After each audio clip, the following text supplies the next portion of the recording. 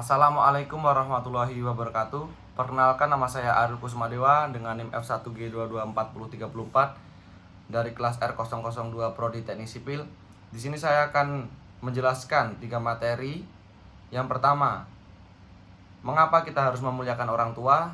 Yang kedua, adab di atas ilmu. Yang ketiga, mengapa kita harus beribadah dan apa saja jenis-jenis ibadah. Baik, kita langsung saja kita mulai.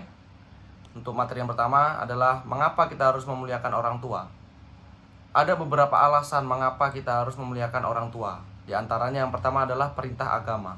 Dalam agama Islam, menghormati dan memuliakan orang tua adalah perintah dari Allah Subhanahu wa taala yang tercantum dalam Al-Qur'an dan hadis. Dalam Islam, konsep menghormati dan memuliakan orang tua disebut birrul walidain. Yang kedua, ada bentuk syukur dan rasa terima kasih. Orang tua telah membesarkan, merawat, dan mendidik kita sejak lahir hingga dewasa. Maka dari itu, kita harus memuliakan dan menghormati kedua orang tua kita. Yang ketiga adalah bentuk kasih sayang. Orang tua menyayangi anaknya tanpa meminta balasan sepeser pun. Maka dari itu, kita harus memberi bentuk kasih sayang kita untuk membalas budi orang tua kita yang telah memberikan kasih sayang tanpa meminta balasan. Yang kemudian ada mendapatkan ridho dari Allah. Hadis Nabi Muhammad SAW mengatakan bahwa ridho Allah terletak pada ridho orang tua. Selanjutnya ada mendapatkan doa mustajab.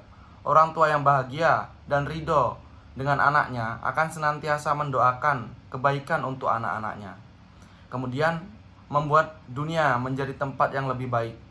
Anak-anak yang dapat menunjukkan cinta kepada orang tuanya dengan cara hadir dekat, mendengarkan kisah mereka, berbicara dengan mereka, dan menghabiskan waktu bersama. Hal ini membuat dunia kita menjadi lebih baik. Baik, kita lanjut untuk materi yang kedua, yaitu adab di atas ilmu. Adab di atas ilmu adalah pepatah Arab yang artinya al-adabu fauqal ilmi. Pepatah ini menekankan pentingnya akhlak dan etika di atas penguasaan ilmu pengetahuan semata. Dalam Islam, adab memiliki kedudukan yang sangat tinggi. Bahkan seringkali disebutkan bahwa adab lebih utama daripada ilmu. Hal ini karena ilmu tanpa adab dapat menyesatkan seseorang, sementara adab yang baik akan membimbing pemiliknya untuk menggunakan ilmunya dengan bijak dan penuh manfaat.